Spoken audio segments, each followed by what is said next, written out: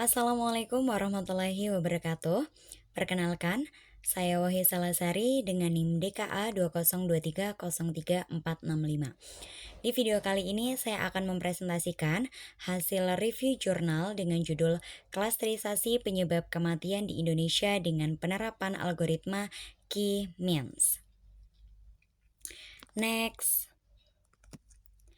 Untuk identitas jurnalnya, yang saya review dengan judul Klasterisasi Penyebab Kematian di Indonesia dengan Algoritma Key Means, ditulis oleh Bapak Agus Nursikuwagus bersama dengan tim, yang dipublikasikan melalui Jurnal Sistem Informasi volume 11 nomor 2 halaman 56-63 pada tahun 2024. Nah, buat teman-teman di sini ya yang mau baca jurnalnya secara langsung dan juga detail, teman-teman bisa klik link doi yang sudah aku tautkan ya di slide yang kedua. Ini teman-teman bisa copy aja, nanti bisa langsung di-download. Oke, next. Nah, untuk latar belakangnya sendiri, kenapa penelitian ini dibuat ya? Ini karena angka kematian di Indonesia itu cukup tinggi ya. Ini menurut statista.com. Untuk penyebabnya nih ada bermacam-macam ya. Ada beberapa faktor, mulai dari kecelakaan, bencana alam, sampai dengan penyakit. Nah, nanti data-datanya itu akan dikategorikan menjadi bencana alam, bencana non-alam, dan penyakit, dan juga bencana sosial. Untuk metode penelitian yang digunakan itu adalah metode clustering atau key means untuk menentukan pola dominan atau data yang paling banyak gitu ya dari kematian ini itu adalah apa, seperti itu. Nah, sebelum kita masuk lebih jauh ya, ini aku mau jelasin dulu. Jadi metode atau algoritma key means itu apa sih gitu ya, supaya teman-teman paham nih apa yang aku jelaskan nantinya gitu ya. Untuk algoritma Key Means atau metode Key Means itu adalah sebuah metode pengelompokan data berdasarkan dengan kemiripannya gitu ya. Nah, untuk penelitian kali ini adalah membahas tentang kematian di Indonesia. Jadi nanti kematian di Indonesia itu kan sangat banyak faktornya. Nah, nanti akan diklasterkan atau dikelompokkan menjadi beberapa klaster gitu ya. Ada bencana alam, non alam, dan juga sosial. Nah, itulah yang dinamakan dengan metode key means atau clustering. Seperti itu teman-teman ya. Kita lanjut untuk next ke rumusan masalahnya. Nah, untuk rumusan masalahnya sendiri ya, di sini ada dua. Bagaimana sih mengidentifikasi karakteristik atau ciri-ciri data kematian yang mirip untuk membentuk klaster yang tepat? Dan yang kedua, bagaimana menentukan jumlah klaster yang paling efektif pada dataset kematian di Indonesia? Nanti untuk rumusan masalah ini itu akan terjawab di slide-slide selanjutnya teman-teman ya. Jadi teman-teman ditonton sampai akhir ya. Kita masuk ke tujuan penelitiannya teman-teman ya. Nah, untuk tujuan penelitiannya sendiri ini ada dua ya teman-teman. Jadi untuk mengetahui hasil clustering penyebab kematian berdasarkan dengan kategori-kategori yang sudah disebutkan. Ada bencana alam, bencana non-alam dan penyakit, dan juga bencana sosial. Dan yang kedua, ini untuk menggunakan algoritma Key Means gitu ya. Ini algoritma Key Means itu bekerja nggak sih gitu ya untuk mengelompokkan data berdasarkan karakteristik yang mirip untuk penelitian kematian di Indonesia ini, seperti itu. Next, untuk manfaat penelitiannya. Nah, untuk manfaat penelitiannya bermanfaat untuk membantu kita untuk menganalisis penyebab kematian di Indonesia yang paling dominan itu penyebabnya karena apa sih? Kemudian yang kedua, ini untuk menjadi referensi untuk pemerintah ya, untuk membuat kebijakan di bidang kesehatan dan juga mitigasi bencana. Kemudian yang ketiga, ini juga untuk mendukung strategi penanganan bencana alam di Indonesia supaya bisa lebih tepat dan juga bisa lebih sesuai seperti itu. Next, kita masuk ke batasan masalahnya. Untuk batasan masalahnya di sini itu terdiri dari 3 poin ya. Ini kenapa ada 4? Yang satu ini sebagai tambahan saja ya. Jadi tidak saya masukkan ke poin. Jadi ini ada 3, yang pertama itu datanya ini hanya terbatas dari tahun 2000 sampai 2020 saja dan hanya 34 provinsi, 648 instans ya. Untuk sekarang kan Indonesia udah 38 provinsi ya, ini baru di 34 provinsi. Kemudian yang kedua, ini fokusnya di 3 kategori penyebab kematian, bencana alam, non alam, dan juga bencana sosial. Dan untuk metodenya ini hanya menggunakan metode Kimmins dengan elbow curve ya.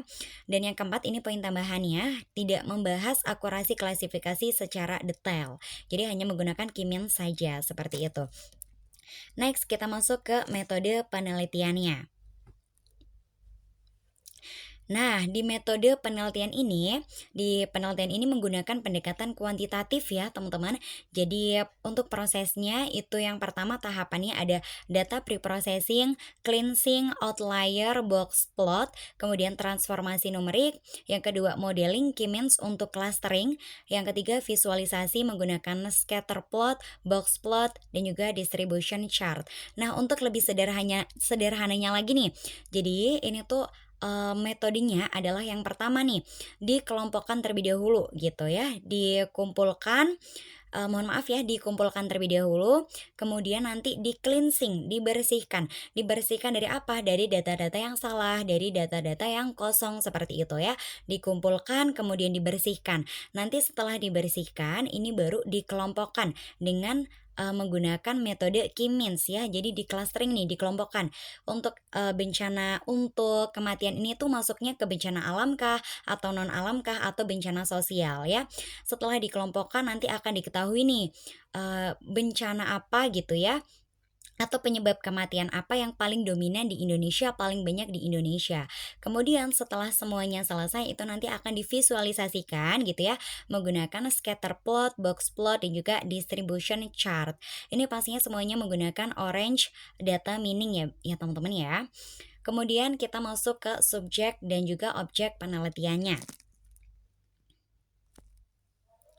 Nah, untuk subjeknya sendiri di sini data kasus kematian di Indonesia mulai dari tahun 2000 sampai 2020. Untuk objeknya, ini penyebab kematiannya terdiri dari 3 kelompok ya. Ada bencana alam, non alam, juga sosial. Ini dikelompokkan berdasarkan dengan metode Kimmins seperti itu, teman-teman. Next, kita masuk ke hasil penelitiannya. Nah, ini adalah jawaban ya dari rumusan masalah dan juga hal-hal yang tadi sudah disebutkan di atas gitu ya. Kita masuk ke hasil penelitiannya. Untuk hasil penelitiannya di sini terbagi ya, untuk data kematian di Indonesia itu terbagi menjadi 3 klaster atau 3 kelompok. Yang pertama itu bencana alam, yang kedua itu bencana non alam, dan juga penyakit. Ini ternyata adalah angka kematian tertinggi atau paling dominan di Indonesia itu terjadi pada bencana non alam dan juga penyakit. Kemudian yang ketiga bencana sosial, ini untuk angka kematian yang terendah ya atau paling kecil. Kemudian di sini ada ini di visualisasinya ya, itu ada box plot, ini menunjukkan klaster non alam itu memiliki garis merah terpanjang gitu ya, dengan angka kematian tertinggi ya seperti itu. Nah ini kita masuk nih ke visualisasinya. Nanti teman-teman bisa lihat chartnya gitu ya. Oh ternyata yang paling tinggi itu adalah bencana non alam dan juga penyakit seperti itu teman-teman. Oke, next kita ke visualisasinya ya. Nah, yang pertama ini adalah hasil visualisasi dari distribution chart ya, teman-teman. Jadi dari hasilnya di sini ada seperti batang-batang warna biru ya, teman-teman. Ini untuk yang di bagian pertama itu ada yang bencana alam. Untuk yang di tengah itu adalah bencana non alam dan juga penyakit. Yang di ketiga itu adalah bencana sosial. Nah, yang paling tinggi itu adalah yang di tengah ya, atau yang nomor 2. Ini menunjukkan yang nomor 2 ini bencana non alam dan juga penyakit, menunjukkan bahwa penyebab kematian di Indonesia paling banyak atau tertinggi itu adalah akibat dari bencana non alam dan juga penyakit seperti itu. Ini bukti yang pertama, teman-teman ya. Kemudian kita masuk ke visualisasi yang kedua, teman-teman. Ini hasil visualisasi ya dari box plot ya, teman-teman. Nah, untuk hasil visualisasi dari box plot ini tuh terdiri dari 3 klaster ya sama, tapi di sini menggunakannya itu warnanya ada biru, ada merah, dan juga ada hijau. Untuk yang biru ini untuk yang bencana alam, yang merah itu non alam dan penyakit, yang warna hijau itu adalah bencana sosial. Di sini menunjukkan ya bahwa garis merahnya itu yang paling panjang, ini menandakan bahwa si C2 atau garis merah ini, bencana non alam dan juga penyakit, itu adalah tingkat kematian paling tinggi di Indonesia dibandingkan dengan dua yang lainnya. Seperti itu teman-teman. Ini bukti yang kedua. Kemudian kita masuk ke visualisasi yang ketiga teman-teman. Nah, di visualisasi yang ketiga, teman-teman ya, ini adalah hasil visualisasi dari scatter plot ya, teman-teman. Dari data yang sudah aku sebutkan tadi, ini nih untuk yang scatter plot, ini modelnya ada icon X-nya itu yang warna merah gitu ya. Nah, itu yang digambar itu adalah banyaknya kematian yang disebabkan oleh bencana non alam dan juga penyakit. Ya, terlihat ya yang warna merah itu paling dominan, paling banyak ya. Jadi ini adalah penyebab kematian tertinggi di Indonesia seperti itu. Oke, next kita masuk ke kesimpulannya, teman-teman ya. Nah, untuk kesimpulannya sendiri, di sini ada dua ya, teman-teman. Ini fitur selection ya dan juga key 3 elbow curve ini itu efektif ya untuk memisahkan data penyebab kematian gitu ya. Tadi terbagi menjadi tiga, teman-teman ya. Dan perlu ditambahkan juga untuk teknik resampling nih, untuk meningkatkan akurasi klasifikasinya, terutama untuk kategori bencana sosial ya. Karena diketahui nih untuk bencana sosial itu sedikit sekali gitu ya hasilnya. Dan ternyata ini juga masih kurang akurat atau kurang maksimal nih ya untuk metodenya, jadi perlu ditambahkan untuk resampling. Kita masuk ke kelebihan dari penelitian ini ya teman-teman ya. Next. Nah, di kelebihan penelitian ini yang pertama itu topiknya relevan ya dan juga datanya lengkap selama 20 tahun, relevan dengan banyaknya kematian yang ada di Indonesia. Kemudian yang kedua, metodenya jelas dengan menggunakan key means dan juga terstruktur ya. Ini metodenya juga mudah untuk diikuti, teman-teman. Kemudian yang ketiga, visualisasi datanya itu lengkap ya. Tadi menggunakan chart-chart gitu yang sudah aku spill juga tadi ya di slide sebelumnya. Kemudian yang keempat, menampilkan akurasi klasifikasi secara transparan juga. Kemudian yang kelima, memberikan rekomendasi untuk penelitian lanjutan. Nah, untuk kekurangan penelitiannya kita masuk teman-teman ya. Di kekurangan penelitiannya. Di kekurangan penelitiannya di sini aku menemukan ada dua ya. Yang pertama itu adalah kategori bencana sosial ini tidak terprediksi secara baik ya dengan baik karena ada imbalance class gitu ya. Jadi kurang akurat nih ternyata ya untuk yang bencana sosial karena terlalu sedikit. Kemudian yang kedua, ini hanya menggunakan metode Kimes dan naive Bayes ya tanpa membandingkan dengan algoritma yang lainnya gitu ya. Kalau membandingkan dengan algoritma yang lainnya mungkin bisa diketahui gitu ya metode mana nih yang paling akurat, yang paling tepat, seperti itu teman-teman. Kita masuk ke diskusi dan juga rekomendasi ya teman-teman ya. Diskusi dan rekomendasinya, di sini ada tiga teman-teman ya. Yang pertama, ini perlu menggunakan teknik resampling ya untuk mengatasi imbalance class, jadi supaya lebih akurat lagi hasilnya.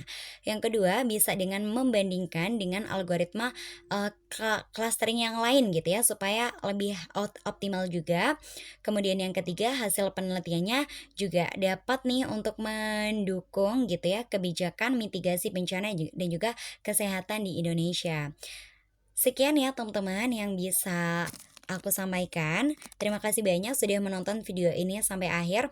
Semoga bermanfaat. Mohon maaf kalau ada kekurangan ya. Wassalamualaikum warahmatullahi wabarakatuh.